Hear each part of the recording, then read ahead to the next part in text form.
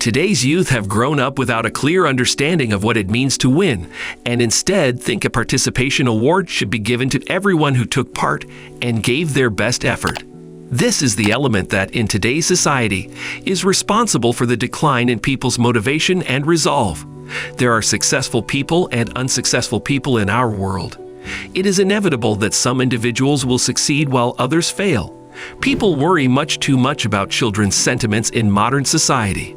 In basketball games I've seen, the referees have instructed the scorekeeper to stop keeping score 2 minutes into the second half so the kids on the losing side won't feel as terrible.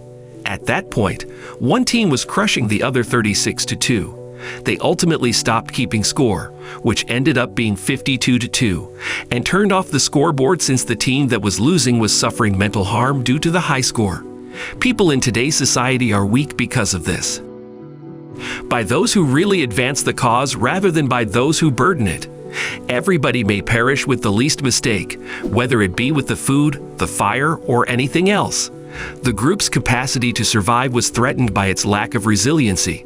You are a liability because of your weakness, which had an adverse effect on others around you. Nobody likes someone who is a complete failure, especially if they make other people's lives more difficult or can't be relied upon. This is especially true when it comes to people who mismanage a person's critical formative years by providing insufficient mentors and male role models, a lack of a nurturing environment, and excessive coddling. Because it is one of the most crucial stages of a person's life, and because men and women's brains are wired quite differently, in my view, this results in weak men who have never learned to take responsibility for themselves. In fact, I believe that this is the main reason why men are weak. Because a mother cannot be expected to carry out the duties of a father, young boys need the supervision and example of more mature men to acquire suitable social standards. Compared to children who are raised in households with a father present, those raised in homes with only a mother often have more developmental difficulties.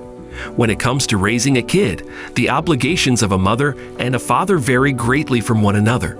For a youngster to acquire traits that are normally associated with males, such as a healthy competitive spirit, tough discipline when required, the development of a work ethic, and other traits along those lines, the child must have proper mentors whom the child respects. The primary role that men play in society is that of providers, since it is what they are designed to do. These qualities are essential for males since they are the ones with the means to provide for their family's enjoyment. A man's life may be destroyed by his pleasures in a matter of seconds after spending decades building it. Consider desire, which is the most enjoyable sensation. A husband and wife exist who are satisfied with one another. He works at a place of business where a geeky secretary who can handle any assignment is hired. His secretary suddenly emerges, sporting a brand new appearance, exhibiting a new sense of style, and wearing a tight, small skirt. Only the two of them were present. He brushes up against her after spending many days with her, unintentionally causing the two of them to commit adultery. When his wife hears about it, she makes the decision to separate from him. She will become the property's owner. Eventually, his children grow to hate him deeply. His competent secretary resigns from her position and sobs as she leaves, blaming her for ruining a family. His workplace fails, he loses trust, and he earns a reputation as the employer who engages in extramarital affairs. With his staff, after spending years working hard to build his business, he ultimately gave in to one temptation, which lost him everything. The world's pleasures will always entice men, and they will never be able to resist them. Men have continually struggled to resist the attractions of physical pleasure throughout history. We may choose to go to war. We're ready to deal with any financial problems. We are able to go through difficult situations. But rather than ignoring our drive for pleasure, we can only learn to regulate it. We are unable to be genuine, and just because of these shortcomings. Regardless of how individuals choose to see it, this is not all intended to be understood in a theology, but rather a social context. Social standards are created by men, and women are the ones who maintain them initially. It prevents guys from acting like men. When we engage in perversions, it might figuratively taint us, reducing our social standing to that of a sinner who is unreliable and self-centered. When we allow sex to readily influence us, we also allow sex to easily influence us in other areas of our life. Financial success, material things, and even internal temptations are all included in this. People are more inclined to have trust in you when you consistently display self-control and the ability to withstand temptation. You'll be able to design a boundary that no one will cross. When someone tells you no, you'll know how to reply. Men who establish limits and uphold them are respected and trusted by other people. We become manlier in the intended sense when we free ourselves of these perversions. When we face and suppress our urges, we have more control over our body, which increases respect for us and makes us seem more paternal. In the purest meaning of the word, we are developing into men. This is the way to a life of righteousness.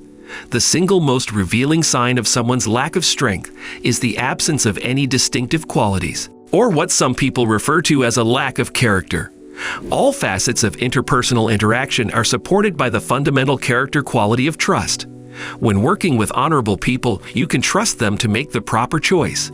It is reasonable to suppose that those who act dishonestly will continue to do so.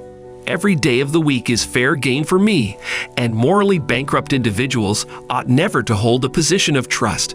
When dealing with jerks, I can always depend on them to make things worse, to take things personally, and to use their great power to get what they want. They always follow through on all of those things. Although they are really unpleasant to be around, they are tremendously tenacious and take great pleasure in finishing their mission. A characterless and mentally weak individual will exhibit a variety of traits on a daily basis. They often cause dissatisfaction in every circumstance they are engaged in, and sometimes create a mess of things. They nonetheless carry out all of their duties effectively and in accordance with plan. As a result, it is almost difficult to predict how they would respond, which makes the scenario much more dangerous if someone has good intentions but is weak.